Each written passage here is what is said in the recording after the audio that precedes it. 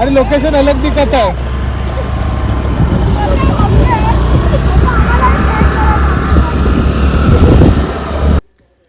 Hi hello नमस्ते. तर मी तुमच्या सर्वांची लाडकी नम्रता राऊत आणि मी आज एक अशा ठिकाणी आलेली आहे जी महाराष्ट्रातील असं एक शंकरदेवाचं मंदिर ज्याबद्दल खूप कमी लोकांना माहिती आहे. दाट जंगलाच्या मध्यभागी वसलेले हे प्राचीन मंदिर आहे.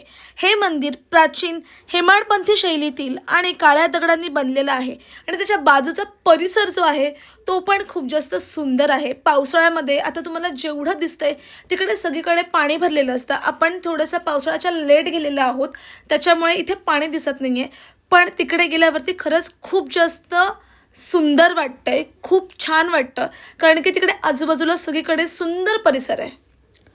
कोंडेश्वर हे बदलापूरच्या उंच टेकड्यांच्या जवळ वसलेले आहे. चंदेरी किल्ला, टावली शिखरे हे सर्व जवळच आहेत आणि ते सर्व पाहता येतात. कोंडेश्वर त्याच्या पायथ्याशी वसलेले आहे. खाली उंच टेकड्या आहेत आणि आजूबाजूचा परिसर जो आहे तो खूप जास्त निसर्गरम्य आहे. कोंडेश्वरमध्ये राहणाऱ्या लोकांची तिकडे खूप जास्त शेती असल्यामुळे तिकडे आपल्याला पाळीव प्राणी पण जे आहेत ते खूप जास्त पाहायला मिळतात. आता आपण पोहोचलेलो आहोत शंकराच्या मंदिरामध्ये, जिकडे आपल्याला बाहेर चप्पलचं स्टँड पण आहे आणि आपण आतमध्ये सुद्धा चप्पल काढू शकतो. तुम्ही बघू शकता एंट्रन्सच एवढं सुंदर आहे, तर पावसाळ्यामध्ये हे अजून जास्त छान वाटत असणार आहे आणि खूप छान वाटते. इथे आल्यावरती खूप जास्त शांतता आहे.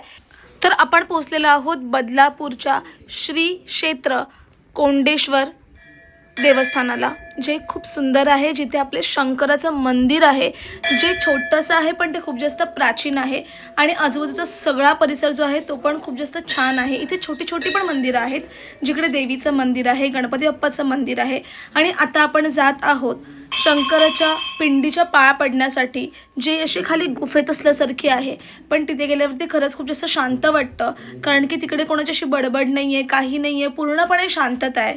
इथे आतमध्ये गाभाऱ्यामध्ये शंकराची एक सुंदर पिंड आहे. तिथे गणपती बाप्पा पण आहेत आणि शंकराचं वाजवण्यासाठी डमरूसुद्धा आहे.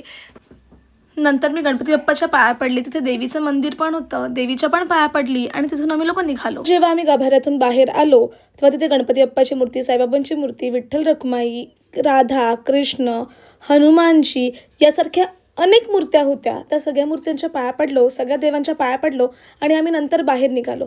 नंतर जेव्हा मी बाहेर आलो तेव्हा तिकडे खूप जास्त सुंदर आणि छोटे छोटे मंदिरं होती, बट तिकडे जाताना सगळं पाणी जे आहे ते आटलेलं होतं, कारण की आपण पावसाळ्यात गेलेलो नव्हतो. त्याच्यामुळे इकडे जी दोन्ही पण छोटी मंदिरं आहेत ती पावसाळ्यामध्ये पाण्याखाली जातात आणि आम्ही देवाचं दर्शन घेतलं आणि आम्ही रिटर्न आमच्या प्रवासाला निघालो. माझा पूर्ण व्लॉग बघितल्याबद्दल थँक्यू सो मच आणि माझा व्लॉग कसा वाटतं हे मला नक्कीच कमेंटमध्ये सांगा and subscribe my channel. Thank you. Bye bye.